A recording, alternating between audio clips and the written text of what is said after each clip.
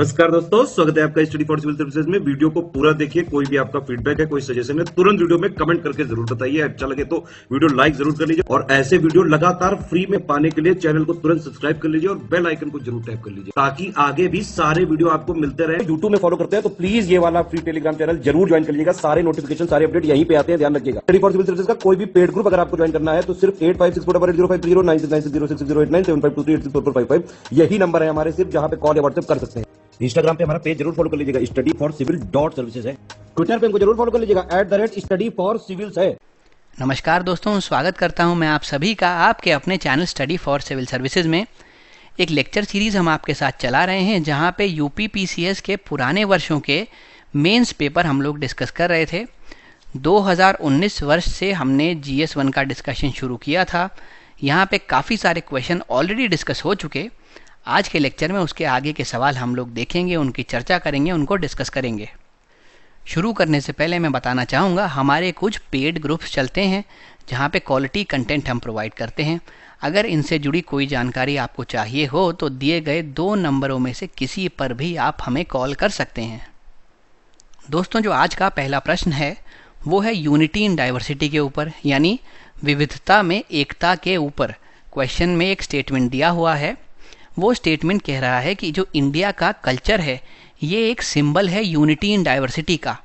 आपको इस चीज़ को एनालाइज करना है और एनालाइज करते हुए आपको यहाँ पे सूटेबल इलस्ट्रेशन यानी कि एग्जाम्पल्स देने हैं।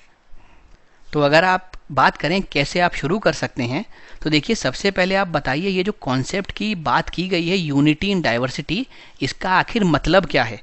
भाई ये अवधारणा जो है कि विविधता में एकता है, क्या मतलब है इसका और कैसे ये चीज़ भारत पर अप्लाई होती है और अप्लाई होने के बावजूद कैसे भारत एक यूनिफाइड नेशन के तौर पे हमारे सामने उभर के आता है। उसके अलावा फिर अपने उत्तर को मजबूत करने के लिए आप यहाँ पे एग्जाम्पल दीजिए। अगर कंक्लूजन की बात करें तो आप ये कह सकते हैं कि भारत में जो यूनिटी है वही हमारी सबसे बड़ी ताकत है। और यहाँ पर भी अगर और आपको इसको बेहतर बनाना है और अगर आपको किसी पर्सनालिटी का कोई कोट याद है उसको आप यहाँ पे लिख सकते हैं। अब दोस्तों, शुरुआत में आप इसमें ये लिख सकते हैं कि भाई विविधता में एकता का तात्पर्य है कि किसी एक क्षेत्र में अगर विविधता मौजूद है उसके बावजूद वहाँ पे एकजुटता भी है। इस क्षेत्र में फिर ना तो रंग, ना रूप, ना कल्चर, ना रिलीजन, किसी तौर पे किसी भी व्यक्ति में, किसी समुदाय में कोई डिफ्रेंसिएशन नहीं किया जाएगा।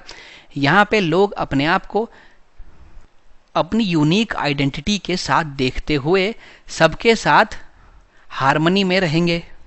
तो देखिए दोस्तों, उत्तर में हमने इसी चीज़ को लिखा है। विविधता में एकता जो शब्द है ये विशाल विविधता की उपस्थिति के बावजूद एकजुटता या अखंडता की स्थिति को दिखाता है। लोगों में रूप, रंग, गुणों, जातियों, सांस्कृतिक प्रथाओं, धार्मिक परंपराओं के आधार पर भिन्नता होती है। हालांकि इस भिन्नता को भी वो अपना यूनिक ट्रेट मानकर सभी लोगों के साथ एकजुटता के विचार को सेलिब्रेट करते हैं और एकजुट होकर एक दूसरे के साथ में रहते हैं। इनमें से कोई भी चीज़ किसी भी व्यक्ति या समुदाय के लिए किसी विवाद के रूप में नहीं देखी जाती। वास्तव में इसको कैसे देखा जाता है कि भाई मतभेदों की भिन्नता है और इस भिन्नता को पूरा सम्मान दिया जाता है और इस प्रकार से अगर कोई देश चलता है तो वह देश बेहतर ही बनता है। तो ये पूरा आपने समझाया कि ये विविधता में एकता जो यहाँ पे इस्तेमाल किया गया टर्म है इसका तात्पर्य क्या है और एक देश के लिए ये क्या मायने रखता है। अब हम आ जाते हैं भारत की ओर।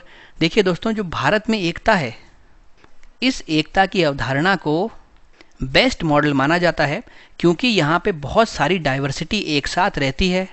अलग अलग लोग जो अलग अलग रिलीजन के होते हैं, जिनकी सांस्कृतिक प्रथाएं अलग अलग होती हैं, परंपराएं अलग होती हैं, फिर भी वो एक ही संविधान द्वारा निर्धारित लॉज का पालन करते हैं। सबसे ज़रूरी बात यह है कि इतनी सारी विविधता होने के बावजूद, इतनी भिन्नता होने के बावजूद भी लोग एक साथ मिलकर रहते हैं और ऐसे राष्ट्र का विघटन लगभग असंभव हो जाता है। अगर आप भारत की हिस्ट्री में चले जाएं तो प्राचीन भारत को देखकर आप ये पाएंगे कि वहाँ पर भी अनेक जातियाँ, अनेक जनजातियाँ एक साथ आपस में मिलकर रहा करती थीं। अगर आप इस बात को और मजबूत बनाना चाहते हैं तो आप लिख सकते हैं कि भारत में इंडो आर्यन, यूनानी, हूण, तुर्क और कई अलग अलग जगह से आए लोग अपना घर बनाकर यहीं पर बस जाते थे। हमारे जो कल्चरल कंपोनेंट्स हैं, जो सांस्कृतिक घटक हैं, वो भारत को ऊपर से लेकर नीचे और पश्चिम से लेकर पूर्व तक पूरी तरीके से एक यूनिट की तरह बनाता है। अलग अलग बहुत सारी भाषाएं हैं, लेकिन उनके बावजूद हम एकजुटता से रहते हैं और साथ साथ सभी भाषाओं का पूरी तरीके से सम्मान भी करते हैं। उसके अलावा भाषाओं ने भी ये बहुत अच्छा कार्य किया है कि वह भारत को वह एकजुट बना के रख पाई है, और इसके कुछ उदाहरण हमको अपनी पुराने लिटरेचर्स में भी देखने को मिलते हैं। जैसे संगम लिटरेचर में आपको गंगा के मैदान के बारे में जो प्रचलित विचार हैं, जो वहाँ पे संगठन हुआ करते थे, उसके कुछ एविडेंसेस मिलते हैं। उसके अलावा कुछ विद्वानों ने मुंडा भाषाओं से संबंध रखने वाली इंडो आर्यन भाषा की विभिन्न शब्दावली का भी पता लगाया है। तो आप देख रहे हैं एक भाषा किस तरीके से दूसरी जगह पर भी अपना रोल प्ले कर रही है। तो ये एक तरीका है जिससे ये पूरे भारत को एकजुट बना के रखती है। हालांकि इसमें अपनी अपनी यूनिकनेस है, हर भाषा अपने तौर पर बहुत अच्छी और बहुत अलग भाषा है, लेकिन फिर भी वह यही करती है कि वह पूरे भारत को एक यूनिट, एकजुट बना के रखे। भारत में अलग अलग प्रकार के धर्म हुए हैं। यहाँ सनातन धर्म हुआ है, जैन धर्म हुआ है, बौद्ध धर्म हुआ है, और सभी को यहाँ पे पूरी तरीके से सम्मान पूर्वक अपनाया जाता है। और महत्वपूर्ण बात यह है कि इन सभी धर्मों का सामाजिकरण भी हुआ है, यानी समाज ने इनको अपनाया है। ऐसे नहीं किया गया कि ये जो दूसरा धर्म है इसको कोई नहीं फॉलो कर रहा। तो ऐसा हमने किसी भी धर्म के साथ डिस्क्रिमिनेशन नहीं किया, सभी धर्मों को हमने पूरे सम्मान के साथ अपनाया है। और यही सुंदरता है इस देश की। यहाँ पे लोग अलग अलग भाषाएं बोलते हैं, उनकी संस्कृतियाँ अलग अलग हैं, परंपराएं अलग अलग हैं, लेकिन फिर भी उनमें लाइफस्टाइल जो है कहीं ना कहीं वो कुछ हद तक कॉमन है। उनकी जीवन शैली एक दूसरे के संबंध में काफ़ी हद तक समानताएं रखती है। अब भारत का जो संविधान है वो भी सभी नागरिकों को गरिमा और प्रतिष्ठा के साथ जीने का अधिकार और स्वतंत्रता प्रदान करता है। इसीलिए संविधान ने गर्व से भारत को राज्यों का संघ कहा है, यूनियन ऑफ स्टेट्स कहा गया है। फिर इस उत्तर का जब हम कंक्लूजन करेंगे दोस्तों, तो हम लोग डॉक्टर V.A. स्मिथ के शब्दों में उसको करने का प्रयास करते हैं। वह कहते हैं कि भारतीयों की एकता इस तथ्य पर आधारित है कि भारत के विभिन्न लोग एक प्रकार की संस्कृति और सभ्यता का निर्माण करते हैं, और उस संस्कृति जिसका हम सब मिलकर निर्माण करते हैं उसको हिंदुस्तानी कहा जाता है। हमें इस तथ्य को याद रखना चाहिए कि एकता ही हमारी सबसे बड़ी और सबसे महत्वपूर्ण शक्ति है, सबसे महत्वपूर्ण ताकत है। तो इस प्रकार आपने इस प्रश्न का उत्तर देते वक्त जो कंक्लूजन लिखा है वो डॉक्टर V.A. स्मिथ के शब्दों में लिखा है।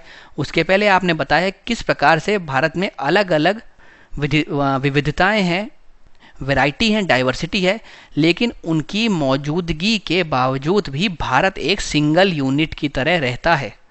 और ये जो एकता भारत दर्शाता है यही हमारी सबसे महत्वपूर्ण ताकत है कि हम लोग धर्म के आधार पर या रंग रूप भेद ना करके, किसी सांस्कृतिक परंपरा के आधार पर भेद ना करके अपने आप को हिंदुस्तानी कहते हैं। अब दोस्तों हम चलते हैं अपने अगले सवाल की तरफ। यहाँ पे धर्मनिरपेक्षता के ऊपर क्वेश्चन पूछा गया है। क्वेश्चन में एक स्टेटमेंट दिया है। स्टेटमेंट कह रहा है politics of religion and ethnic violence is basically the politics of secularism and secularisation.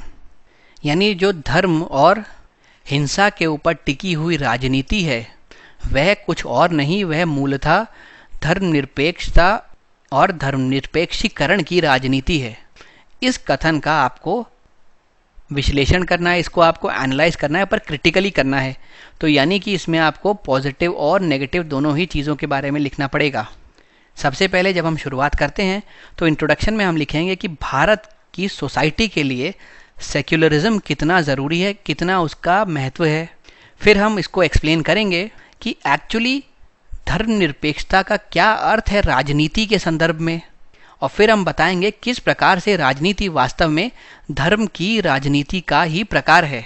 और अंत में आपको ये बताते हुए अपना उत्तर समाप्त करना होगा कि हम भारतीयों के तौर पे किस फॉर्म ऑफ सेक्युलरिज्म की आकांक्षा करते हैं, किसकी अपेक्षा रखते हैं।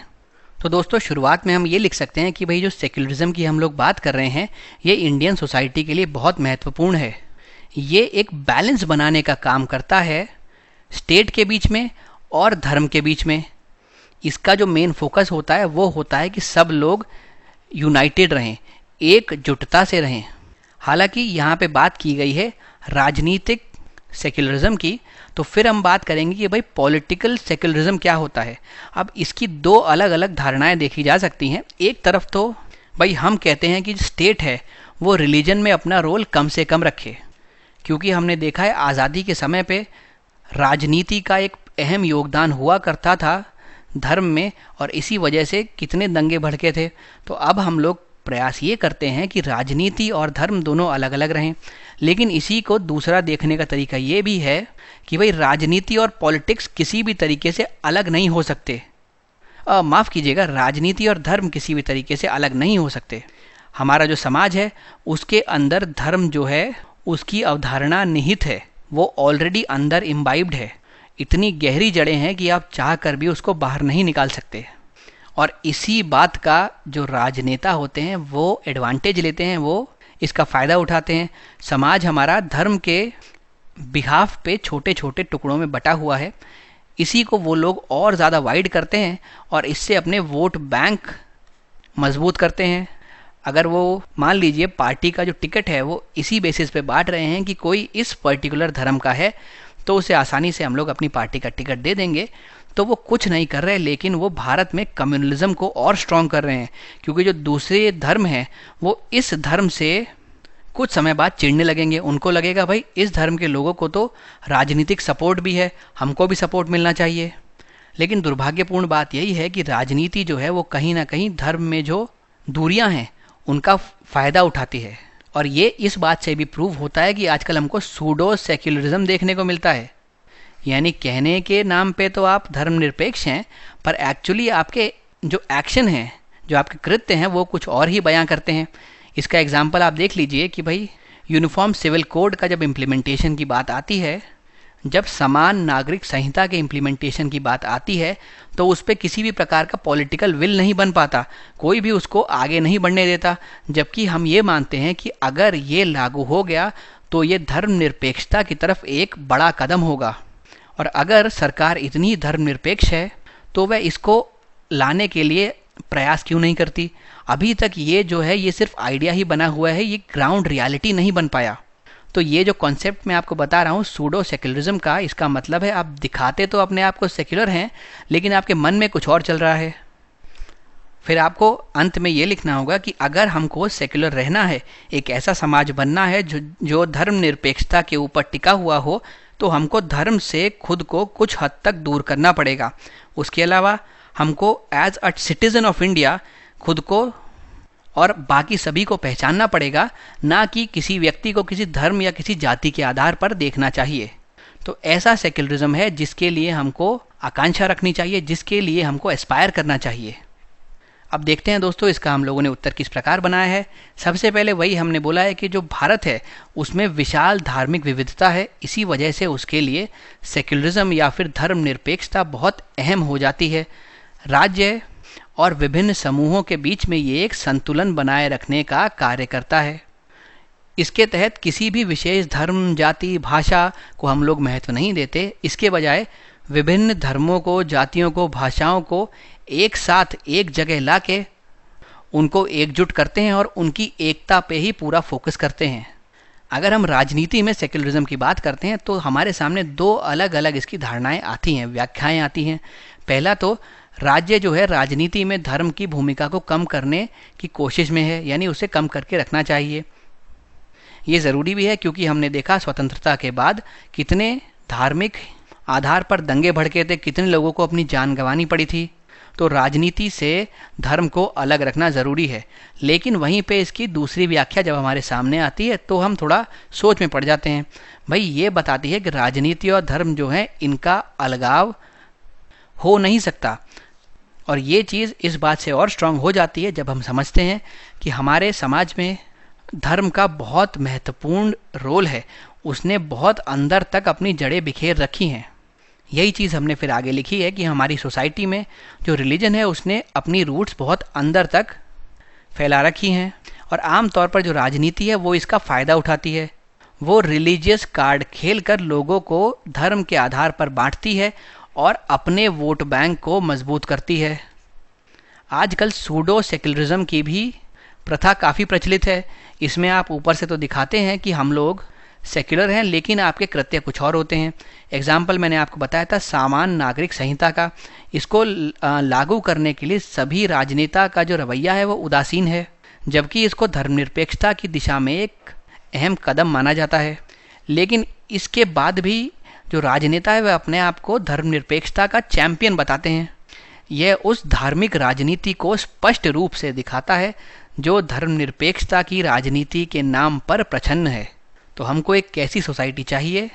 हमको एक ऐसा समाज चाहिए जहाँ पे हम सांप्रदायिक रंग से बाहर आ सकें। हम धर्म के आधार पर या जाति के आधार पर अपनी पहचान ना करवाते हुए एक राष्ट्र के नागरिक के रूप में अपनी पहचान बनाएं। इसके लिए हमारे सोचने समझने के तरीके में बदलाव लाना अनिवार्य है। जैसे ही हम एक नागरिक के रूप में अपने सांप्रदायिक रंग से बाहर आएंगे, हमें सांप्रदायिकता के आधार पर भड़काना असंभव हो जाएगा।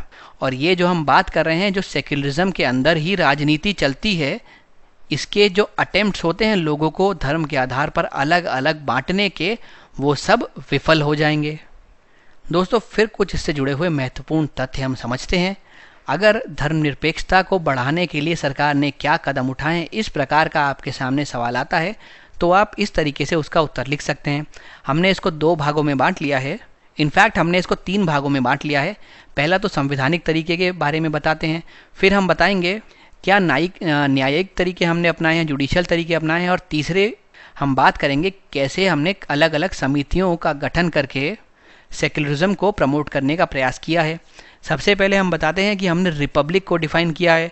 उसके अलावा स्वतंत्रता के तुरंत बाद हमने किसी भी डिफरेंट या सेपरेट इलेक्टोरेट को ख़त्म कर दिया, उसका अबॉलिशन कर दिया, और यूनिवर्सल एडल्ट फ्रेंचाइजी पे हम लोग चले गए, जिसका मतलब है जो भी व्यक्ति एडल्ट है, 18 वर्ष से ऊपर का है, उस पर यूनिवर्सली ये अप्लाई होगा कि वह वोट दे सकता है। वो किसी भी धर्म का हो, किसी भी जाति का हो, इससे कोई मतलब नहीं है। तो ये सेक्युलरिज्म को बढ़ाता है। उसके अलावा 42वें संविधान संशोधन के तहत हम लोगों ने सेक्युलर स्टेट की अवधारणा को और मजबूत कर दिया है। 2006 में ministry of social security, justice and empowerment के अंतर्गत एक मिनिस्ट्री ऑफ माइनॉरिटी अफेयर्स आई, यानी हम माइनॉरिटी का भी ध्यान रख रहे हैं। अगर हम सेक्युलर नहीं होते तो हमें क्या फ़र्क पड़ता माइनॉरिटी के लिए कोई मंत्रालय हो या ना हो। फिर हमने एक राष्ट्रीय एकता परिषद पे काम किया है। 1962 में इसको स्थापित किया गया था। इसमें जो लीडर होते हैं वो प्रधानमंत्री होते हैं, और इसका जो मेन मुद्दा होता है या मेन उद्देश्य होता है वो होता है सांप्रदायिकता को समाप्त करना और देश की अखंडता को, देश की यूनिटी को बनाए रखना। उसके अलावा अगर हम न्यायिक कार्रवाई की बात करें तो उसमें सभी धार्मिक स्थलों और संस्थानों को सभी वर्गों के लिए खोला गया है। ऐसा नहीं है कि कोई एक टेम्पल या कोई एक दूसरा धार्मिक स्थान किसी एक समूह के लिए बिल्कुल वर्जित है, उसकी एंट्री उसमें नहीं हो सकती, ऐसा हमने होने नहीं दिया। और इसमें जुडिशरी ने इम्पॉर्टेंट रोल निभाया है। फिर अलग अलग समितियां हमने बनाई हैं, उनका गठन किया है, जिसकी वजह से हमको एक्चुअल पिक्चर दिख सके और समितियों की सिफारिश पे हम लोग माइनॉरिटी की भलाई के लिए कुछ कार्य कर सकें। इसमें सच्चर समिति का आप एग्जाम्पल दे सकते हैं, जो 2005-06 में बनाई गई थी। ये मुसलमानों की सामाजिक एवं आर्थिक स्थिति का निर्धारण करने के लिए बनाई गई थी। फिर उसके अलावा रंगनाथ मिश्रा आयोग 2004 से 7 के बीच में बनाया गया था। इसको धार्मिक और भाषाई अल्पसंख्यकों की स्थिति निर्धारित करने का काम सौंपा गया था। तो यानी सरकार तो लगातार प्रयास कर रही है कि देश में कैसे करके सेक्युलरिज्म को बढ़ावा मिल सके। और ये सब एग्जाम्पल आप अपने एग्जाम में जब कोट करेंगे तो आपका उत्तर और बेहतर बन पाएगा। अब दोस्तों हम लोग चलते हैं अपने अगले प्रश्न की तरफ। यहाँ पे अर्बनाइजेशन के बारे में हमसे पूछा गया है, यानी नगरीयकरण के बारे में पूछा गया है। सबसे पहला जो सवाल है या सबसे पहला जो भाग है इस क्वेश्चन का, उसमें आपको नगरीयकरण को परिभाषित करना है। फिर उसके अलावा इससे उत्पन्न होने वाली समस्याओं की विवेचना आपको करनी है। तो जो कीवर्ड है वो है डिस्कस या फिर विवेचना करना। जैसे कि क्वेश्चन में अपने आप लिखा हुआ है कि आप डिफ़ाइन करें, तो आपका इंट्रोडक्शन वही बन जाएगा। यहाँ पे आपको शुरू करना होगा अर्बनाइजेशन को डिफ़ाइन करते हुए, फिर इसके साथ जुड़ी हुई कुछ विशेषताओं का आप उल्लेख कर सकते हैं।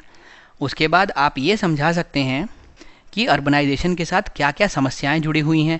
यहाँ पे डेटा का इस्तेमाल करने का प्रयास करें जिससे कि आपका उत्तर बेहतर बन पाए। अल्टीमेटली जब आप कंक्लूड करेंगे अपना आंसर, तो आप ये लिखिए कि भाई ये चीज़ सोचने वाली है कि क्या अर्बनाइजेशन चिंताजनक विषय है, वास्तविक समस्या है, या फिर अनप्लान्ड अर्बनाइजेशन एक समस्या है। अगर अर्बनाइजेशन के साथ प्लानिंग भी हम लोग इनकॉर्पोरेट कर लें तो शायद वो उतनी भयंकर समस्या नहीं होगी। अब अगर दोस्तों यहाँ पे शुरुआत में डेफिनेशन की बात करें तो आप लिख सकते हैं किसी भी क्षेत्र का एक्सपेंशन जब होता है तो उसको हम लोग अर्बनाइजेशन कहते हैं, या फिर उसका भौतिक एक्सपेंशन होगा जिसकी वजह से वो और चीज़ों को अकोमोडेट कर पाए तो उसको आप अर्बनाइजेशन कहते हैं। इसकी कुछ कैरेक्टरिस्टिक्स हैं, जैसे कि लोग यहाँ पे एग्रीकल्चर से दूसरे व्यवसायों में स्विच करते हैं, अदर बिजनेस की तरफ आगे बढ़ते हैं, जैसे कि लोग मैन्युफैक्चरिंग की तरफ आगे बढ़ते हैं, इंडस्ट्री की तरफ आगे बढ़ते हैं, उसके अलावा मैनेजमेंट की तरफ आगे बढ़ते हैं। यानी एग्रीकल्चरल बेस्ड इकोनॉमी से शिफ्ट होकर लोग दूसरे बिजनेसेस की तरफ आगे बढ़ते हैं। उसके अलावा अगर अर्बनाइजेशन की बात करें तो इसमें देखा जाता है कि रूरल से अर्बन की तरफ माइग्रेशन या फिर प्रवास बढ़ जाता है। तो ये तो हो गया इसकी डेफिनेशन। फिर हमको जब लिखना होता है प्रॉब्लम्स, तो इसमें कई सारी प्रॉब्लम्स आपने ऑलरेडी पढ़ी हैं इसी के पुराने वीडियो में, उन्हीं को आप यहाँ पे लिख सकते हैं। जैसे कि अर्बनाइजेशन से संबंधित एक है ओवरक्राउडिंग, बहुत ज़्यादा शहर में भीड़ हो जाती है। उसके अलावा हेल्थ की उतनी फैसिलिटी अवेलेबल हो नहीं पाती, हाइजीन या फिर सैनिटेशन जो है वो ख़राब रहता है। उसके साथ ही अलग अलग बीमारियां पैदा होती हैं और बीमारियों को टैकल करने के लिए हेल्थ का उतना अच्छा इंफ्रास्ट्रक्चर मौजूद नहीं होता। अगर होता भी है तो वो सबके लिए अफोर्डेबल नहीं होता, किफ़ायती नहीं होता। इसके चक्कर में बेरोज़गारी बढ़ती है, पर्यावरण संबंधित समस्याएं बढ़ती हैं। तो इस तरीके से आप समस्याओं का उल्लेख कर सकते हैं। तो देखिए दोस्तों, यहाँ पे हमने उत्तर बनाते समय सबसे पहले तो डिफ़ाइन किया है अर्बनाइजेशन को। हमने कहा है किसी भी शहरी क्षेत्र का अगर फिज़िकल एक्सपेंशन होता है उसके एरिया के टर्म्स में, पॉपुलेशन के टर्म्स में, डेंसिटी के टर्म्स में, या आदि और फैक्टर्स की वजह से, तो उसको हम अर्बनाइजेशन कहते हैं। उसके अलावा इसके तहत लोग कृषि कार्यों से हटकर अन्य कार्यों जैसे व्यापार, निर्माण, उद्योग और प्रबंधन की ओर आकर्षित होते हैं। आमतौर पर देखा ऐसा गया है कि ग्रामीण इलाकों से लोग शहरी इलाकों की तरफ प्रवास करते हैं। इसकी वजह से शहरी क्षेत्रों में कस्बों का विस्तार होता है। कस्बों और शहरों की जनसंख्या में इसकी वजह से वृद्धि होती है, जिसके कारण अलग अलग समस्याएं उत्पन्न होती हैं। उन समस्याओं को हम यहाँ पे देख सकते हैं, जैसे कि भीड़ भाड़, जैसे कि कंजेशन, उसके अलावा हेल्थ संबंधी समस्याएं, सैनिटेशन संबंधी समस्याएं, पर्यावरण संबंधी समस्याएं, एजुकेशन संबंधी समस्याएं, बेरोज़गारी के संबंध में समस्याएं। तो ये सब जो हैं ये अपने आप ही शहरीकरण के साथ आती हैं। और ये सब होता क्यों है? आम तौर पर 3 ऐसे फैक्टर्स हैं जिसके कारण ऐसा होता है। सबसे पहले तो वित्तीय स्वायत्तता की कमी, यानी फाइनेंशियल ऑटोनॉमी की कमी। दूसरी बात, जो अनुसंधान की ज़रूरत है किसी क्षेत्र को बेहतर बनाने में, उस अनुसंधान के अभाव में इस प्रकार की समस्याएं बढ़ती हैं। उसके अलावा ये चीज़ ध्यान में नहीं रखी जाती कि आने वाले समय में इतना अर्बनाइजेशन हो सकता है और उसके अकॉर्डिंग हमको शहरों की प्लानिंग करनी चाहिए, उसके लिए योजना बनानी चाहिए। तो इस चीज़ का जो अभाव होता है उसके परिणाम स्वरूप अर्बनाइजेशन होता है और अर्बनाइजेशन के साथ अलग अलग प्रकार की समस्याएं भी आती हैं। अगर आप इस चीज़ को ध्यान रखते हैं कि आने वाले समय में ग्रामीण जनता शहरों की तरफ आकर्षित होगी क्योंकि शहरों में बेहतर अवसर उनको मिलेंगे, तो आप अपने शहर की प्लानिंग उस अनुसार करते। और अगर आप शहर की प्लानिंग उस अनुसार करते तो अर्बनाइजेशन तो होता, लेकिन उसके साथ जुड़ी हुई ये समस्याएं इतनी गंभीर ना होती। उसके अलावा कुछ और समस्याएं हैं, क्योंकि लोग ग्रामीण क्षेत्रों से और शहरी क्षेत्रों की तरफ स्थानांतरण करते हैं। इसके कारण उस शहरी क्षेत्र की जनसंख्या में वृद्धि होती है। बड़े शहर जो है वो आकर्षक अवसरों के द्वारा ग्रामीण जनता को प्रलोभित करते हैं और जनता उनकी तरफ प्रवास कर जाती है, जिसके कारण क्षेत्र में ओवरक्राउडिंग हो जाती है। इसी सब के चलते शहरीकरण पर्यावरणीय समस्याओं को भी साथ में लाता है। जो निम्नलिखित समस्याओं का रूप लेता है। सबसे पहले, अफोर्डेबल हाउसिंग नहीं होती। अगर किफ़ायती आवास सुविधाएं उपलब्ध हों तो लोग क्यों मलिन बस्तियों में रहना पसंद करेंगे, लेकिन क्योंकि शहरों में किफ़ायती दर पे आवास सुविधाएं उपलब्ध नहीं होती तो लोगों के पास एक ही ऑप्शन बचता है कि वह झुग्गी झोपड़ियों में बसें। उसके अलावा सफाई की व्यवस्था की कमी होती है, जिसके कारण अलग अलग प्रकार की बीमारियां उन क्षेत्रों में जन्म लेती हैं। फिर अगर बात करें तो स्वच्छता का भी अभाव होता है, उसके कारण भी बीमारियां पैदा होती हैं। जन उपयोगी जो सेवाएं हैं उनकी कमी होती है। अब अगर डेटा की बात करें दोस्तों, तो ये डेटा हमने पहले भी इस्तेमाल किया है, तो इसी प्रकार से आप कोई डेटा याद कर लीजिए अर्बनाइजेशन से संबंधित या फिर मलिन बस्तियों से संबंधित, और उसी को आप हर एक क्वेश्चन जो कि मलिन बस्तियों के ऊपर आए उसमें इस्तेमाल कर सकते हैं। तो इससे आपको बहुत सारा डेटा भी याद नहीं करना पड़ेगा और वो एक यूनिवर्सल, एक सार्वभौमिक डेटा की तरह आपके लिए कार्य करेगा, आपके लिए मददगार साबित होगा। अब 2011 की जनगणना के अनुसार भाई 58% ऐसी मलिन बस्तियां हैं जहां पे जल निकासी नहीं है। इसके कारण अगर ज़्यादा बारिश होती है तो वहां पे पानी भर जाता है और बाढ़ आने की समस्या या संभावना बढ़ जाती है। इसके चलते अलग अलग बीमारियां वहां पे पैदा होने लगती हैं। उसके अलावा अगर हम बात करें तो 43% ऐसी मलिन बस्तियां हैं जहां पे समुदाय से बाहर जाकर लोगों को पानी लाना पड़ता है, यानी पानी जैसी बेसिक सुविधा भी ऐसे करीब 40% से ज़्यादा मलिन बस्तियों में उपलब्ध नहीं है। 34% परिसर ऐसे हैं जिनके अंदर कोई शौचालय नहीं है। 19% लोग खुले में शौच जाते हैं।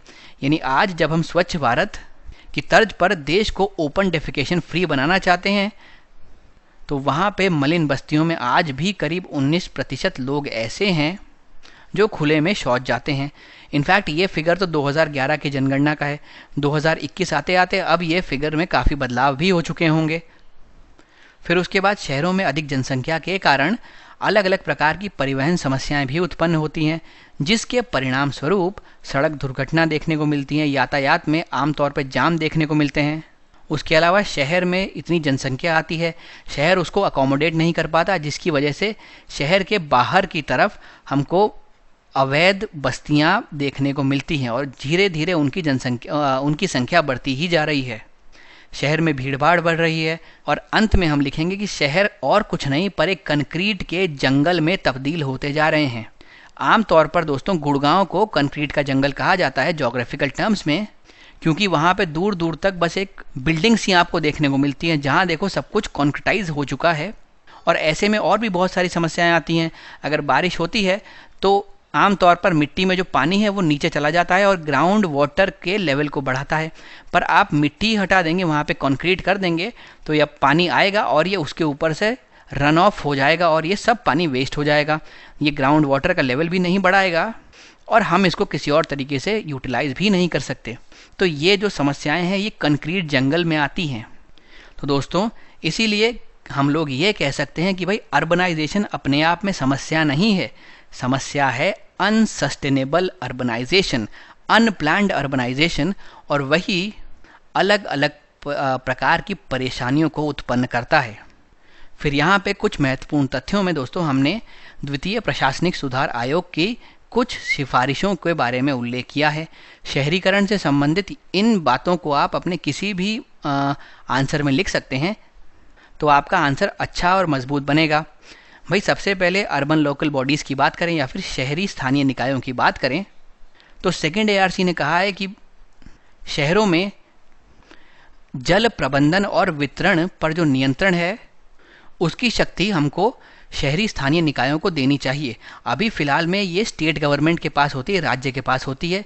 इसको शिफ्ट करना चाहिए शहरी स्थानीय निकायों को, क्योंकि जो ULBs हैं या अर्बन लोकल बॉडीज़ हैं इनको बेहतर तरीके से पता होता है ग्राउंड रियलिटी क्या है, तो उस अकॉर्डिंग वो वहाँ पे संसाधन उपलब्ध करा सकते हैं। उसके अलावा सेकेंड ARC ने दूसरी बात ये कही है कि सैनिटेशन को या फिर स्वच्छता को सबसे अधिक प्राथमिकता दी जानी चाहिए हर एक मेट्रोपॉलिटन एरिया में, यानी महानगरीय क्षेत्र में। अगर आपको किसी भी प्रकार की अपर्याप्तता से बचना है तो प्रत्येक समुदाय को उपयुक्त बुनियादी ढांचे को स्थापित करने से पहले प्रारंभिक तैयारी की जानी चाहिए। यानी अगर आप कोई एक चीज़ यहाँ पे एस्टैब्लिश कर रहे हैं तो उससे पहले आपके पास एक प्लान होना चाहिए, एक ड्राफ्ट होना चाहिए जिसके अकॉर्डिंग आप इस चीज़ को एस्टैब्लिश करेंगे। और दूसरी बात, सैनिटेशन पे आपको प्राथमिकता देनी है, उस पर ध्यान देना है। तीसरी बात जो सेकंड ARC ने कही है कि ये जो म्यूनिसिपैलिटीज़ हैं उनको सामुदायिक भागीदारी को बढ़ाने में स्वयं को प्रयासरत करना चाहिए। सामुदायिक भागीदारी बढ़ेगी तो जनता भी इसमें बढ़ चढ़ के हिस्सा लेगी। जनता बढ़ चढ़ के हिस्सा लेगी तो बहुत सारे काम आसानी से हम ग्राउंड लेवल पर निपटा सकते हैं। और ये कैसे होंगे, ये आप अलग अलग जागरूकता अभियान चला के अचीव कर सकते हैं।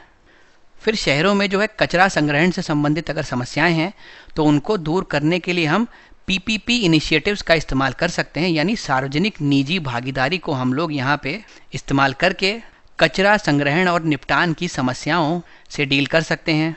फिर इसी संदर्भ में नीति आयोग ने भी कुछ सिफारिशें दी हैं, वो भी आपके एग्ज़ाम के लिए महत्वपूर्ण हो जाती हैं। सबसे पहले नीति आयोग ने कहा है कि भाई शहरीकरण के कारण किसी भी क्षेत्र में कंजेशन बढ़ जाता है, पॉल्यूशन बढ़ जाता है, और इससे निपटने के लिए आपको शेयरिंग व्हीकल्स पे ध्यान देना चाहिए, जैसे कि ओला उबर टाइप के व्हीकल्स का प्रयोग बढ़ना चाहिए, जिससे हर व्यक्ति अपना खुद का वाहन लेके नहीं निकलेगा। उस एक ओला उबर में 3-4 व्यक्ति जा सकते हैं, जो अगर अलग अलग जाते तो सब चारों अपना अलग व्हीकल लेके जाते, जिससे कि ट्रैफिक जाम लगता और पॉल्यूशन ज़्यादा फैलता। उसके अलावा अगर वेस्ट से कुछ अच्छा हमको अचीव करना है तो हम वेस्ट से एनर्जी कंजर्वेशन की तरफ जा सकते हैं, माफ़ कीजिएगा, कन्वर्जन की तरफ जा सकते हैं। तो इसके लिए नीति आयोग कहता है एक अथॉरिटी या एक प्राधिकरण का गठन किया जाना चाहिए, जिसका नाम होगा waste to energy corporation of India. ये बेसिकली इस चीज़ को पॉपुलराइज कर सकती है कि कैसे वेस्ट से एनर्जी जनरेट हो और कैसे हम वेस्ट से एनर्जी जनरेट करने के लिए जो प्लांट्स लगाए जाते हैं उनका उपयोग कर सकते हैं। उसके अलावा अर्बन लोकल बॉडीज़ या फिर शहरी स्थानीय निकायों के संबंध में नीति आयोग कहता है कि भाई इनको फाइनेंशियल रिसोर्सेज कलेक्ट करने की पावर दी जानी चाहिए। अगर आप उनको वित्तीय संसाधन जुटाने की शक्ति देंगे तो वो बेहतर काम कर पाएंगे, उनकी दक्षता बढ़ पाएगी।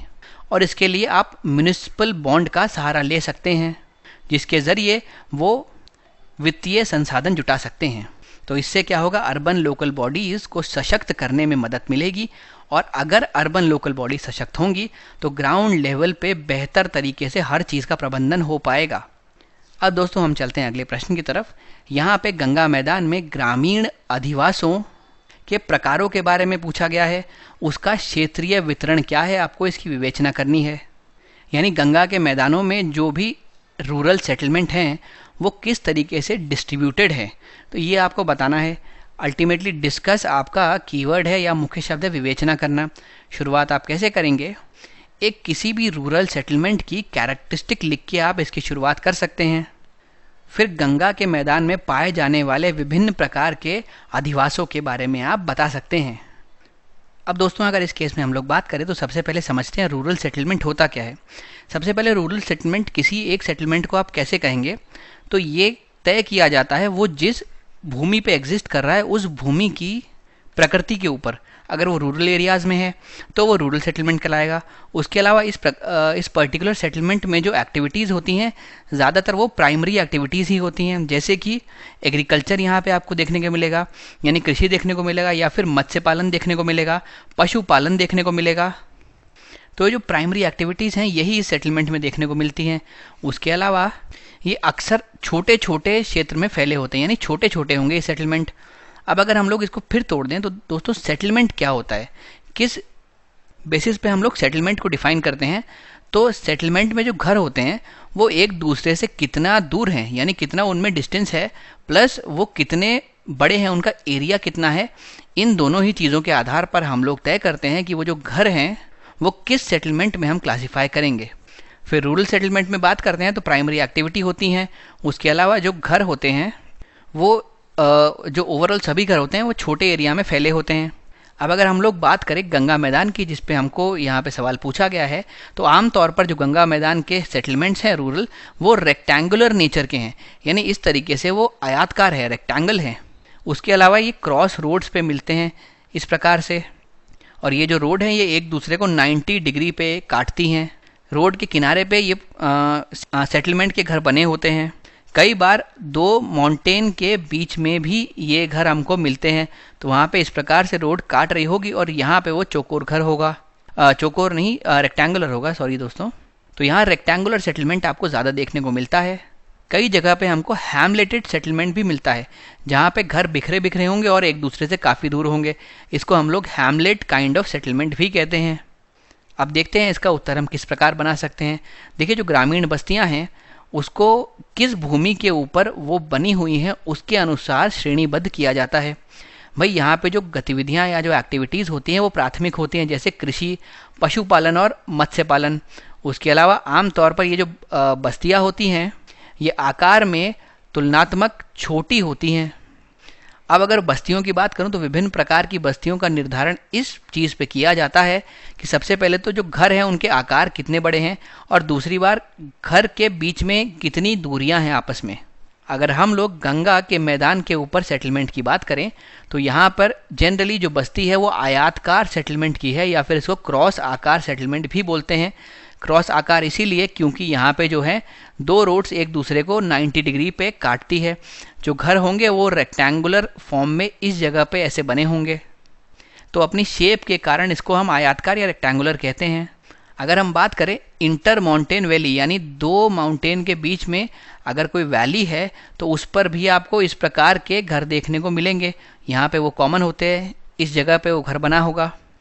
ये आमतौर पर उन एरियाज़ में बनते हैं जहाँ पे उत्पादक जलोढ़ मैदान होते हैं, प्रोडक्टिव अलूवियल प्लेन्स होते हैं, और ज़्यादातर पूरे विश्व की पॉपुलेशन इन्हीं तरीके के रूरल सेटलमेंट्स में निवास करती है। फिर अगर मैं बात करूं, कुछ ऐसे सेटलमेंट भी हैं जहां पे छोटे छोटे यूनिट्स में वो फ्रेगमेंटेड हैं और भौतिक रूप से एक दूसरे से अलग हैं।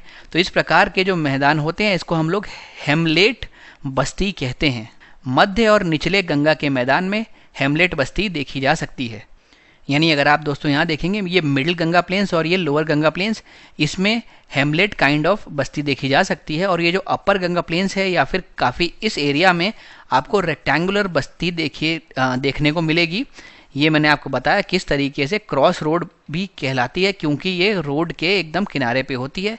जो रोड है वो एक दूसरे को 90 डिग्री पे कट करती है। अब हम चलते हैं अपने अगले प्रश्न की तरफ। यहाँ पे हमको लैंडफॉर्म्स के बारे में बताना है, यानी भू आकृतियों के बारे में हमसे यहाँ पूछा गया है, जो कि वायु के द्वारा बनाई जाती है, इरोजन से और डिपोजिशन से। तो ये चीज़ आपको ध्यान रखनी है, इसके बारे में सवाल पूछा गया है। कीवर्ड है वर्णन आपको करना है या फिर डिस्क्राइब करना है।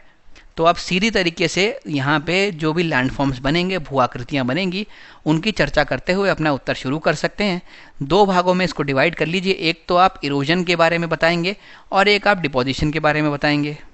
तो देखिए दोस्तों, यहाँ पे जो अलग अलग प्रकार की बनती है भू आकृतियाँ, सबसे पहले उसमें हम विंड इरोजन से बनने वाली को डिस्कस करेंगे।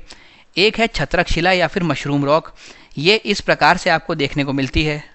अब समझना हमको ये है कि ये ऐसी बनी क्यों। दोस्तों, एक समय पे ये इस प्रकार की चट्टान हुआ करती थी। ये जो इसके ऊपर के रॉक हैं ये हार्ड रॉक हुआ करते थे, और जो नीचे के रॉक्स हैं ये सॉफ्ट रॉक हुआ करते थे। अब हवा की वजह से या पवन की वजह से जो हार्ड रॉक हैं वो तो इरोड हो नहीं पाए, उनका अपरदन नहीं हो पाया, लेकिन जो सॉफ्टर रॉक्स हैं उनका अपरदन हो गया। तो एक समय ये चट्टान इस प्रकार की हुआ करती थी। ऊपर के जो हार्ड रॉक्स हैं उनका अपरदन नहीं हो पाया, लेकिन हवा ने या वायु ने इस प्रकार से नीचे की चट्टान का अपरदन कर दिया। इसकी वजह से धीरे धीरे ये कट के ऐसी बन चुकी है और यहाँ सब चीज़ें इरोड हो चुकी हैं। तो इस तरीके से बनता है मशरूम रॉक। यही चीज़ यहाँ पे लिखी है, आप देख सकते हैं। विंड अब्रेशन की वजह से जो नीचे की चट्टानें हैं जो कि सॉफ्ट लेयर्स हैं उनका इरोजन ज़्यादा होता है, और जो ऊपर की चट्टानें हैं उनका इरोजन हो नहीं पाता, जिसकी वजह से नीचे कटिंग ज़्यादा हो जाती है और ऊपर इतनी कटिंग नहीं हो पाती और ये मशरूम के शेप की बनती है। फिर हम बात करते हैं दूसरी आकृति पे। यह है विंड इरोडेड बेसिन या फिर डिफ्लेशन बेसिन। इसमें दोस्तों क्या है, मान लीजिए एक इस प्रकार की समतल भूमि हुआ करती थी, यानी डेजर्ट एरिया हुआ करता था। अच्छा, एक बात आपको और याद रखनी है, जो विंड का इफेक्ट है, जो वायु का इफेक्ट होता है, भले ही इरोजन हो या फिर डिपोजिशन हो, ज़्यादातर आपको डेजर्ट एरिया में देखने को मिलता है। वो इसीलिए क्योंकि डेजर्ट एरिया में पेड़ पौधे बहुत कम होते हैं, तो इसकी वजह से जो रेजिस्टेंस है वो बहुत कम आएंगे, बीच में बाधाएं बहुत कम आएंगी, तो आसानी से जो पवन है वो किसी भी क्षेत्र को इरोड कर सकती है। अब यहाँ पे हम देखते हैं, ये जो थी एक समतल भूमि थी, ये डेजर्ट्स में हुआ करती थी। हुआ क्या, धीरे धीरे जब इस प्रकार से पवन इसके ऊपर से गुजरती है तो वो यहाँ की मिट्टी अपने साथ ले जाती है। तो इससे ये भूमि कुछ इस प्रकार समय के साथ बन जाएगी और एक गड्ढा सा बन जाएगा इस क्षेत्र के बीच में। तो ये जो गड्ढा बनता है इसी को हम लोग डिफ्लेशन बेसिन कहते हैं। मेरा तात्पर्य है दोस्तों, ये जो पूरी आकृति बनी है इसको हम लोग कहते हैं डिफ्लेशन बेसिन, और ये जो गड्ढा बनता है इसको आप लोग ब्लो आउट कहते हैं, क्योंकि ये हवा को बाहर निकाल के मिट्टी को या वहाँ की रेत को बाहर निकाल के ले गई है पवन, जिसकी वजह से ये ब्लो आउट आकृति बनी है। फिर देखते हैं हम ज़्यूजन के बारे में। ये बेसिकली एक टेबल शेप का लैंडफॉर्म होता है जो आपको डेजर्ट्स में देखने को मिलेगा। इसमें भी यही होता है कि जो ऊपर के रॉक्स होते हैं दोस्तों वो होते हैं हार्ड रॉक्स, और जो नीचे के रॉक होते हैं वो होते हैं सॉफ्ट रॉक्स, यानी ये तो कोमल पत्थर होंगे और ऊपर वाले कठोर पत्थर होंगे। तो नीचे वाले रॉक्स का थोड़ा ज़्यादा यहाँ पे अपर्दन होगा, जिसकी वजह से एक टेबल जैसा लैंडफॉर्म आपके सामने बन के आपको दिखेगा। इस लैंडफॉर्म को हम लोग ज़्यूजन बोलते हैं। ये हमको ड्राई और सेमी एरिड क्लाइमेट में मिलता है, यानी कि हमने आपको बताया कि आपको डेजर्ट के इलाकों में देखने को मिलेगा। क्यों? क्योंकि जो कठोर पत्थर हैं, जो हार्ड रॉक्स हैं, वो नरम चट्टानों की तुलना में धीरे धीरे कटते हैं, उनका धीरे धीरे इरोजन होता है, धीरे धीरे उनका क्षरण होता है। तो ये टेबल जैसा आकार इस अपर्दन की वजह से अपनाता है। फिर दोस्तों देखते हैं पेडिमेंट या फिर पेडी प्लेन या फिर पदस्थली। इसमें क्या, अगर मान लेते हैं एक इस प्रकार का पर्वत हुआ करता था, धीरे धीरे इसका इरोजन होता है और इसकी जो स्लोप है वो कम होती है। तो जब शुरुआत में इसका इरोजन शुरू होता है तब तो ये बनाता है पेडिमेंट, और जब इसका और ज़्यादा इरोजन होता है तो धीरे धीरे ये समतल बना लेती है एक भूमि इस प्रकार की। तो ये जो भूमि बनती है इसको आप कहते हैं पेडी प्लेन। ध्यान रखने वाली बात यह है कि ये भी पवन या फिर वायु के अपर्दन का ही परिणाम है। डेजर्ट एरिया में आपको देखने को मिलती है ये जो इंक्लाइंड रॉक फ्लोर्स होते हैं किसी भी पर्वत की या चट्टान के तल पे, उनको हम लोग पेडिमेंट कहते हैं। और ज़्यादा ये आगे जाके समतल हो जाएगी तो इसको हम पेडी प्लेन कहेंगे। ये जो रॉकी फ्लोर्स हैं बनते कैसे हैं, जब माउंटेन का लेटरल इरोजन होता है और ये और ज़्यादा समतल हो जाते हैं, फीचरलेस हो जाते हैं, तो इनको पेडी प्लेन कहा जाता है। अब दोस्तों चलते हैं यारडांग्स पे। ये हमने जो पीछे ज़्यूजन पढ़ा वैसे ही होते हैं, बस ये जिस प्रकार से बनते हैं वो प्रक्रिया अलग होती है। उसमें मैंने आपको बताया था कि इस तरीके से ऊपर तो हार्ड रॉक्स होते हैं और नीचे होते हैं सॉफ्ट रॉक्स। यहाँ पे वही वर्टिकल तरीके से अरेंज्ड होते हैं, यानी आप मानिए अगर ये कोई भूमि है तो उसमें इस तरीके से अरेंज होंगे। ये वाला जो होगा ये तो होगा हार्ड रॉक, फिर ये जो होगा ये होगा सॉफ्ट रॉक की लेयर, ये वाला फिर से होगा हार्ड रॉक। तो अब जब पवन इस तरीके से बहेगी तो वो सॉफ्ट रॉक्स को तो इजीली इरोड कर देगी, उसका अपर्दन हो जाएगा, और हार्ड रॉक को कर नहीं पाएगी। तो जो आकृति हमारे सामने उभर के आएगी वो दोस्तों कुछ इस प्रकार की होगी। ये जो रॉक्स बचे हैं ये तो हार्ड रॉक्स हैं, और यहाँ से पवन ने निकलते हुए इस सॉफ्ट रॉक या नरम चट्टान को इरोड कर दिया, इसका अपर्दन कर दिया। तो यहाँ से इस प्रकार से एक गड्ढे के रूप में हमारे सामने आकृति आएगी, और ये जो होंगी ये एक दूसरे के पैरेलल रिजेस जैसी आपको दिखेंगी। आमतौर पे जिस दिशा में हवा बहती है उसी दिशा में पैरेलल ये बनते हैं। आपको ये दिख ही रहा है कि अगर पवन यहाँ से बहेगी तो ये इसके पैरेलल चलेगी। ये है यारडांग्स, और जैसे मैंने बताया ज़्यूजन से ये इसलिए अलग हैं क्योंकि उसमें हार्ड रॉक और सॉफ्ट रॉक ऐसे होते हैं, इसमें वो ऐसे होते हैं वर्टिकल। फिर अगर विंड ब्रिज या फिर विंडोज़ की बात करें तो कई बार जो चट्टान होती है उसमें बीच में मुलायम या नरम चट्टानें होती हैं, तो हवा जो है वो उसको तो इरोड कर देती है। इसकी वजह से चट्टान में कई सारे छिद्र बन जाते हैं। जब समय बीतता जाता है और इन छिद्रों के बीच में से जो हवा है वो पास होती है तो धीरे धीरे करके ये छिद्र बड़े हो जाते हैं और एक खिड़की समान ये बन जाते हैं। तो ये पवन खिड़कियों का निर्माण करते हैं। फिर हम लोग बात करते हैं वायु के निष्पेक्षण से, माफ़ कीजिएगा, निक्षेपण से क्या क्या भू आकृति उत्पन्न होती हैं, विंड के डिपोजिशन से क्या क्या उत्पन्न होता है। तो देखिए दोस्तों, सबसे पहले तो जब हवा इस प्रकार से चल रही है उसमें ऐसी छोटी छोटी रेत के कण हैं, वो किसी एक जगह पर जब इस रेत के कण को आगे ले जाने में सक्षम नहीं होगी तो जमा करने लगेगी। इस प्रकार से जब रेत के कण जमा होते जाते हैं तो वो एक सैंड ड्यून बनाते हैं या फिर बालू के टिब्बे बनाते हैं। अब ये अलग अलग प्रकार में डिवाइड किए जा सकते हैं, जैसे कि बरखान, सीफ और ड्राई हॉट डेजर्ट इनके लिए सबसे बेस्ट प्लेस होती है, सबसे उपयुक्त स्थान होता है जहाँ पे बालू टिब्बे आपको देखने को मिलेंगे। राजस्थान में जोधपुर, जैसलमेर के आसपास आपको ये चीज़ें देखने को मिल सकती हैं, भू आकृति देखने को मिल सकती है। तो रेत के टीले अगर हम बात करें तो ये मरुस्थल क्षेत्र में पाए जाते हैं।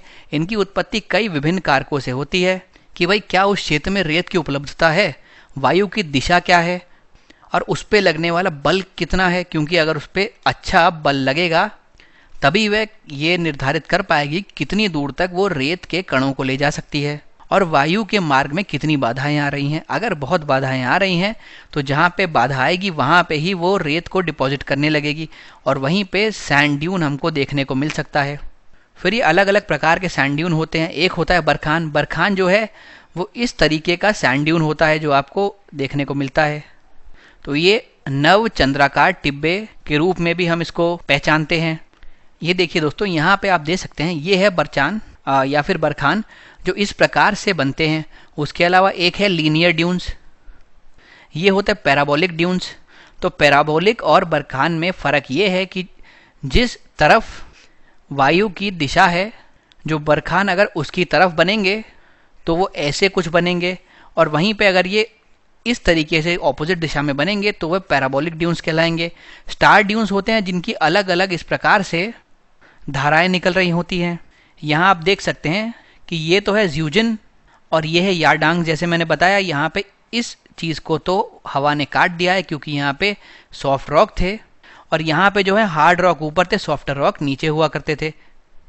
तो ये अब यहाँ पे आप पढ़ सकते हैं बरखान। मैंने आपको बताया पैराबोलिक ड्यून्स उल्टी दिशा में बने हुए ड्यून्स होते हैं जो इस तरीके से जब हवा बह रही होती है तब बनते हैं और ये तब बनते हैं जब जो सैंड का सरफेस होता है उसमें कुछ कुछ मात्रा में वेजिटेशन मौजूद हो, यानी थोड़ी बहुत कुछ वनस्पति पाई जाती हो। अब जैसे दोस्तों आपने बात की, इस प्रकार से हमने बताया चंद्राकार या फिर नव चंद्राकार आकार के जो टिब्बे होते हैं उनको हम लोग बरखान बोलते हैं। अगर इसमें सिर्फ एक ही भुजा हो, यानी अगर ये सिर्फ ऐसा हो तो इसको हम लोग सेफ बोलते हैं। ये तब होता है जब विंड का डायरेक्शन बदलता रहता है, विंड की कंडीशंस बदलती रहती हैं। जो ये एक इसकी भुजा है ये बहुत लंबी चली जाती है और फिर ये सेफ का निर्माण करती है। फिर दो प्रकार के और ड्यून्स होते हैं, एक है लॉन्गिट्यूडनल और एक है ट्रांसवर्स, यानी एक है अनुदैर्ध्य और एक है अनुप्रस्थ। जब रेत की आपूर्ति कम होती है तथा पवन की दिशा स्थायी रहती है तो इस प्रकार के ड्यून्स हमको देखने को मिलते हैं। ये लंबे बहुत होते हैं लेकिन इनकी ऊंचाई कम होती है। और जो ट्रांसवर्स है वो पवन के परपेंडिकुलर बनते हैं या फिर समकोण बनते हैं। अगर जो पवन है वो इस तरीके से बह रही है तो ये जो ड्यून्स बनेंगे ये इस तरीके से बनेंगे, यानी इसके परपेंडिकुलर ये बनते हैं। फिर होता है लोएस। लोएस क्या है? पवन द्वारा उड़ाई गई धूल के जो डिपॉजिट्स होते हैं वो कहीं पर जमा हो जाते हैं और उनको हम लोएस कहते हैं। ये दुनिया भर में पाए जाते हैं लेकिन सबसे ज़्यादा इसको चाइना में देखा जा सकता है।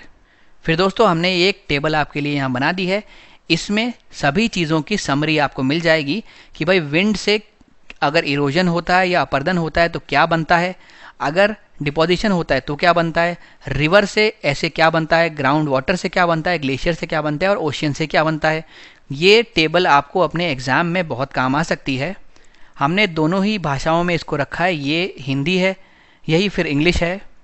आप इसके अनुसार सभी आकृतियों को देख सकते हैं, उनको याद कर सकते हैं। अगर इस प्रकार का क्वेश्चन आता है कि वायु से कौन बनती है, नदी से क्या क्या बनता है, भूमिगत जल से क्या बनता है, हिमनद से क्या बनता है या महासागर से क्या बनता है, तो आप अपर्दन या फिर निक्षेपण के अनुसार उसको याद करके अपने उत्तर में लिख सकते हैं। ये एक ही टेबल में आपको सभी भू आकृति मिल जाएंगी और वो कैसे बनती है ये भी इसमें आपको मिल जाएगा। फिर हम चलते हैं अपने अगले क्वेश्चन की तरफ। यहाँ पे कहा गया है कि उत्तरी आंध्र महासागर की जलधाराओं के बारे में हमको बात करनी है, उनकी उत्पत्ति के कारण सहित उनको लिखना है कि कौन कौन सी ऐसी धाराएं होती हैं। ये ऐसे टाइप का क्वेश्चन है, इसमें लेख लिखना है आपको। सबसे पहले तो आप ओशियन करेंट्स को डिफाइन करें कि ओशियन करेंट्स होते क्या है, महासागरीय जलधाराएं क्या होती हैं। उसके बाद आप इसको डायरेक्टली कनेक्ट कर सकते हैं नॉर्थ एटलांटिक ओशियन की जलधाराओं से, क्योंकि प्रश्न में आपसे पूछा वही गया है। और फिर आप इसमें नक्शा भी बना सकते हैं एक, और उसके ऊपर इन महासागरीय धाराओं को चित्रित कर सकते हैं। तो दोस्तों देखते हैं हमने इसकी कैसे उत्तर बनाया है। सबसे पहले हमने ओशियन करंट को डिस्क्राइब किया है। क्या है ये? प्रिडिक्टेबल, कंटिन्यूस और डायरेक्शनल मूवमेंट है ओशियन वाटर का, जो कि कुछ चीज़ों से प्रभावित होता है, जैसे कि ग्रेविटी या फिर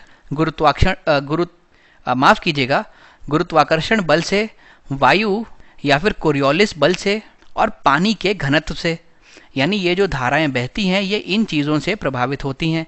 हमने अपने पुराने लेक्चर में एक जगह ये भी डिस्कस किया था कि ओशियन करंट्स बनने के पीछे क्या क्या रीजंस हैं, तो आप उनको देख सकते हैं, वो आपको ये समझने में मदद करेंगे। फिर जैसा कि बात की गई है, यहाँ पे हम नॉर्थ अटलांटिक ड्रिफ्ट के बारे में बात करेंगे। दोस्तों होता ये है, अटलांटिक महासागर के पूर्वी छोर पर पहुंचने पर उत्तरी अटलांटिक धारा दो अलग शाखाओं में विभाजित हो जाती है। एक है उसकी उत्तरी शाखा और दूसरी है उसकी दक्षिणी शाखा। जो उत्तरी शाखा है वो नॉर्थ अटलांटिक ड्रिफ्ट के तौर पे वो कंटिन्यू करती है। क्योंकि दोस्तों ये गर्म धारा होती है, इस वजह से ये जब ऊपर जाती है तो उस क्षेत्र में सर्दियों में नॉर्वे के तट के पास जो पोर्ट्स हैं उनको जमने नहीं देती, जबकि उसी अक्षांश में जो रशिया में पोर्ट पड़ते हैं वो सर्दियों में जम जाते हैं। लेकिन इस गर्म धारा की मौजूदगी की वजह से यहाँ के पोर्ट्स जमते नहीं हैं सर्दियों में, और फिर ये वहाँ से होती हुई आर्कटिक महासागर में प्रवेश करती है। तो दोस्तों यहाँ पे हम लोग इस नॉर्थ अटलांटिक ड्रिफ्ट की बात कर रहे हैं। ये गल्फ स्ट्रीम जो यहाँ से आती है ये दो भागों में विभाजित होती है, एक नीचे की तरफ जाती है दक्षिणी शाखा और एक ऊपर की तरफ जाती है। ये जो है ये गर्म धारा है, तो गर्म धारा होने की वजह से यहाँ पे नॉर्वे के जो पोर्ट्स हैं सर्दियों में ये जमते नहीं हैं, इसी की प्रभाव की वजह से। हालांकि इसी अक्षांश में जो रशिया में पोर्ट पड़ते हैं वो सब जम जाते हैं सर्दियों में। फिर ये ऊपर जाके यहाँ पे आर्कटिक ओशन में चली जाती है। और जो इसकी हम लोग दक्षिणी शाखा देखें, ये कनारी धारा के नाम से जानी जाती है। इसका नाम इसलिए पड़ता है क्योंकि वहाँ पे कनारी आइलैंड्स हैं जिसके पास से ये बहती है। बाद में ये जाते जाते उत्तरी विषुवत रेखीय धारा से मिल जाती है और उत्तरी अटलांटिक महासागर परिपथ को पूरा करती है। इस परिपथ के बीच में सरगोसा सागर भी पड़ता है, जो मैं अभी आपको बताता हूँ। इसमें बड़ी मात्रा में सीवीड्स मौजूद हैं या फिर समुद्री शैवाल मौजूद हैं, जिनको हम सरगासम कहते हैं। देखिए दोस्तों, यहाँ पे अब इस दूसरी दक्षिणी धारा की बात की गई है। इसको कैनरी धारा कहते हैं क्योंकि यहाँ पे कैनरी आइलैंड मौजूद है। अब कैनरी आइलैंड की वजह से जो ये धारा है इसका नामकरण हुआ है और ये इस तरीके से नीचे जाती है और ये साइकिल को पूरा करती है। बीच में यहाँ पे सरगैसो सी पड़ता है, इसमें बहुत सारे सीवीड्स हैं और इसको हम लोग सरगैसम कहते हैं। फिर हम दो और धाराओं की बात करते हैं, जिसमें से एक तो है लेब्राडोर धारा और एक है ईस्ट ग्रीनलैंड धारा। ये दोनों धाराएं जो हैं आर्कटिक महासागर से अटलांटिक महासागर की तरफ बहती हैं।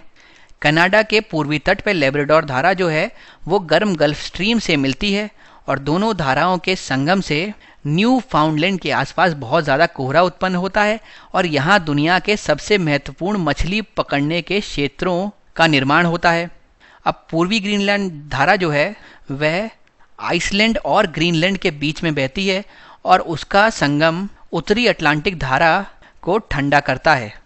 अब दोस्तों यहाँ पे हम कह रहे हैं ये जो करंट आ रहा है ये आ रहा है यहाँ से लेब्राडोर करंट। ये आर्कटिक ओशियन से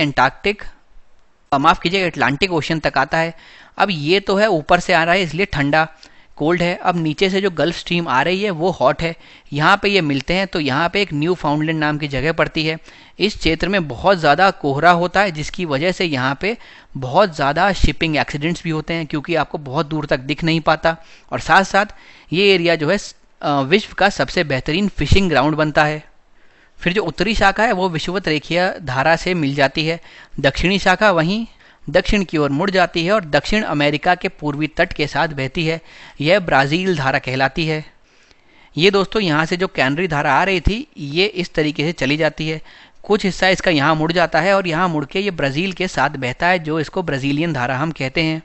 हालांकि हमसे सिर्फ नॉर्थ अटलांटिक की धाराएं पूछी गई हैं तो हम ये ना भी लिखे तो भी चलेगा, लेकिन ये ऊपर वाली धाराओं का आपको मानचित्र बनाना बेहतर रहेगा। एक नक्शा बनाएं, इनको उसमें उतारें और फिर उनमें लिखें कि कौन सी गर्म है कौन सी ठंडी है, उसके अलावा उसकी वजह से क्या इम्पैक्ट पड़ते हैं, वो ठंडी गर्म क्यों है, उसकी उत्पत्ति के साथ जुड़े हुए क्या कारण हैं। इन सब चीज़ों को लिख के आप अपने इस उत्तर को संपूर्ण कर सकते हैं, कंप्लीट कर सकते हैं। फिर दोस्तों हालांकि हमने इसके आगे बताया है कि एक बेंगुएला धारा होती है जो कि ठंडी होती है। वो दक्षिणी विषुवत रेखीय धारा के साथ मिल जाती है नीचे जाके और वहाँ वह परिपथ को पूर्ण करती है। लेकिन ये फिर जो है वो दक्षिण अटलांटिक की बातें होने लगी। प्रश्न में आपसे उत्तर अटलांटिक के बारे में पूछा है, तो आप चाहें तो ये ना भी लिखें तो भी चलेगा। देखिए इसमें ये बात की गई है, इस बैंगवेला धारा की बात की गई है, क्योंकि ये नीचे से आ रही है इसलिए ये ठंडी धारा है, ऊपर जाके ये ऐसे मिलती है और ये पूरा यहाँ पे एक साइकिल कंप्लीट करती है। इस तरीके से ये वाला प्रश्न आप आंसर कर सकते हैं, लेकिन ध्यान रहे इसमें अगर आप मैप बना देंगे तो मज़ा आ जाएगा। फिर दोस्तों हम अपना आज का आखिरी प्रश्न यहाँ डिस्कस करते हैं। इसमें हमको बताना है कि ओशियन एनर्जी रिसोर्सेज जो हैं या फिर महासागर में जो ऊर्जा संसाधन हैं उनको क्रिटिकली एग्जामिन करना है। पहले आपको लिखना है कौन कौन सी ऐसी एनर्जी रिसोर्स हैं जो ओशियन से प्राप्त हो सकती हैं, क्या उसके साथ जुड़ी हुई पॉजिटिव बातें हैं, क्या नेगेटिव बातें हैं। जैसे कई सारी ऐसी रिसोर्सेज या फिर ऐसी एनर्जीज़ हैं जिनको हम लोग ग्राउंड लेवल पे ऑपरेशनलाइज नहीं कर सकते, बहुत ज़्यादा उसमें खर्चा आता है, तो वो एक नेगेटिव बात हो गई। तो इस प्रकार से आपको पॉजिटिव और नेगेटिव दोनों लिखना है। फिर उनके साथ जुड़ी हुई पोटेंशियलिटीज़ को भी आपको यहाँ पे लिखना होगा। आप शुरू कर सकते हैं ओशियन के बारे में बात करके, या फिर पृथ्वी पर पानी की मात्रा का उल्लेख करते हुए आप शुरू कर सकते हैं। फिर उसके बाद आप विभिन्न प्रकार की ऊर्जाओं के बारे में एक संक्षिप्त विवरण दे सकते हैं। फिर एक एक करके इन सभी ऊर्जाओं को लीजिए और विस्तार से बताइए कि ये किस तरीके से उत्पन्न की जा सकती है, क्या इसके साथ जुड़ी हुई पॉजिटिव बात है, क्या जुड़ी हुई इसके साथ नेगेटिव बात है। अब दोस्तों हम देखते हैं कैसे हमने इसका उत्तर बनाया। सबसे पहले हमने लिखा है कि भाई पृथ्वी की सतह पे करीब 70% से ज़्यादा भाग महासागरों से घिरा हुआ है। इसकी वजह से वह दुनिया के सबसे बड़े सौर संग्राहकों में से एक बन जाते हैं, यानी सोलर कलेक्टर बन जाते हैं।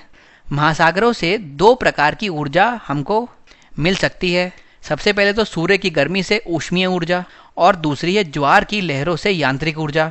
ये जो ऊर्जा है ये रिलायबल एनर्जीज़ हैं, तो यानी कि इनकी जो यूजेबिलिटी है, जो इनका यूजेज है, वो किसी भी प्रकार से एनवायरनमेंट को नुकसान नहीं पहुंचाता। अब हम देखते हैं इन ऊर्जाओं के बारे में।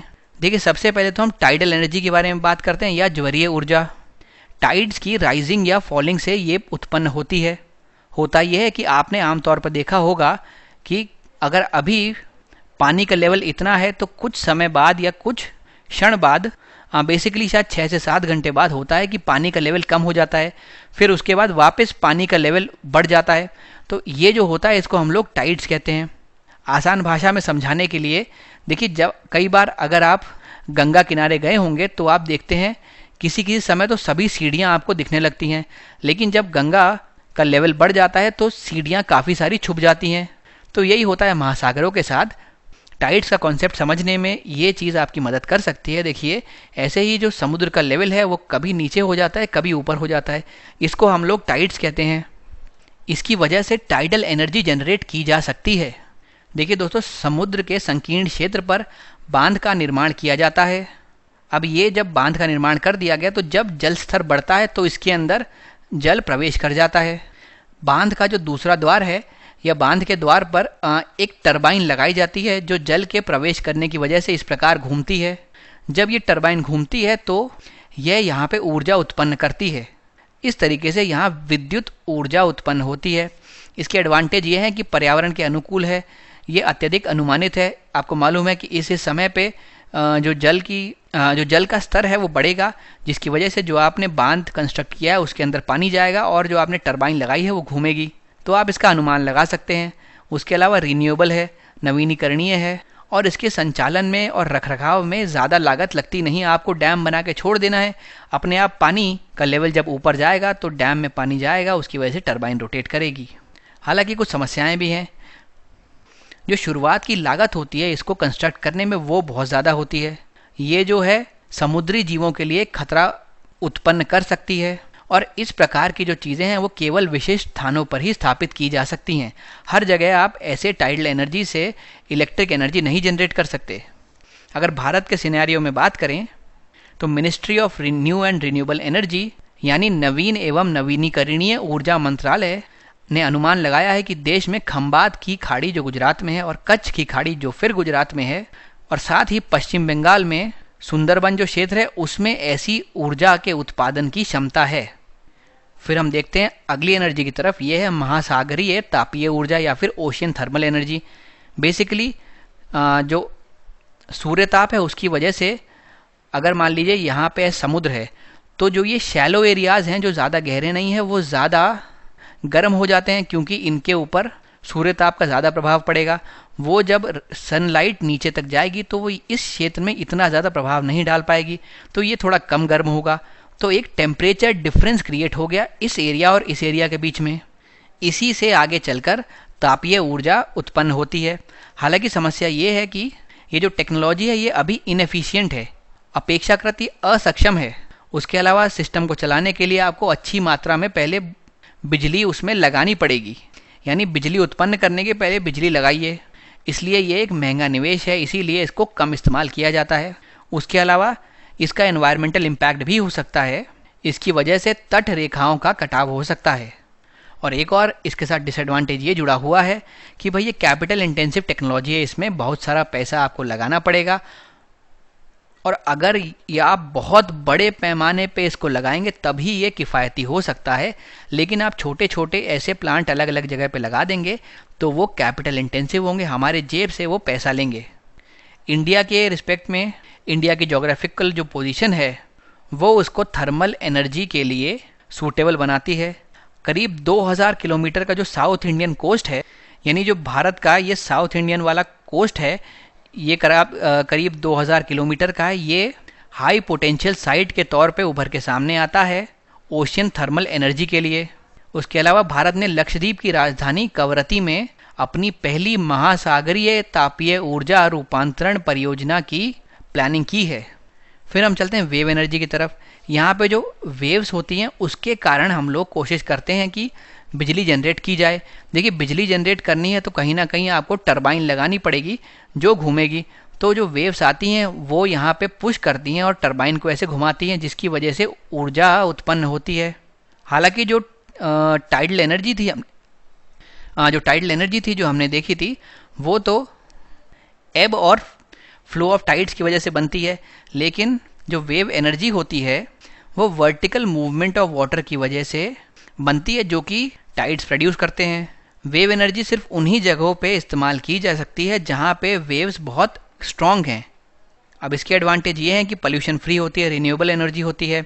इसकी वजह से फॉसिल फ्यूल पे हमारी डिपेंडेंसी को कम करेगी, एनवायरनमेंट फ्रेंडली होगी, कंसिस्टेंट है, हमको मालूम है कि इस समय ये आएगी, अनुमानित है। उसके अलावा कुछ शोर लाइन को भी नुकसान नहीं पहुंचाती, इनफैक्ट उसको बचाती है तटीय कटाव से। समुद्री जीवन के प्रवास में ये बाधा नहीं बनती है। लेकिन इसके साथ भी कुछ डिसएडवांटेज जुड़े हुए हैं। ये जो डिवाइसेस हैं ये आपको शोर लाइन से बाहर झांकते हुए दिखेंगे। उसके अलावा इन डिवाइस को लगाने के लिए आपको सूटेबल साइट्स की ज़रूरत है जहाँ पे जो वेव्स हैं वो बहुत स्ट्रॉन्ग हो। इसीलिए जब ऐसे शांत पीरियड्स आते हैं जहाँ पे कोई स्ट्रॉन्ग वेव्स नहीं आती, ये वाली एनर्जी आप जनरेट नहीं कर सकते। उसके अलावा क्योंकि ये डिवाइस इस तरीके से बाहर समुद्र में झूलते हुए दिखते हैं तो ये नेविगेशन के लिए भी थ्रेट है, क्योंकि रडार द्वारा इनको डिटेक्ट नहीं किया जा सकता। तो दोस्तों ये कुछ समस्याएं हैं जो वेव एनर्जीज के साथ जुड़ी हुई हैं। दोस्तों अपना आज का लेक्चर हम यहीं पे समाप्त करते हैं। आने वाले लेक्चर में हम आगे के पेपर्स आपके साथ डिस्कस करेंगे। आप पूरे लेक्चर में मेरे साथ बने रहे, इसके लिए मैं आपका धन्यवाद करता हूँ।